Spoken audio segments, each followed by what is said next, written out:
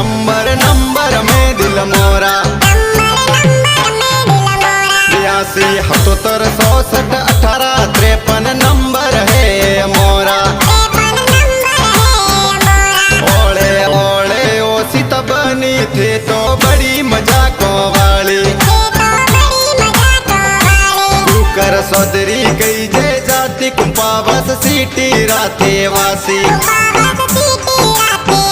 देवाराम जी कई जे पापा जी तुलसी देवी मम्मी जी कुल देवी रे असरी बदसो कर्नाटका में बिजनेस साले TRC फिल्म स्टूडियो में ठाकरी राम चौधरी गीत बनावे।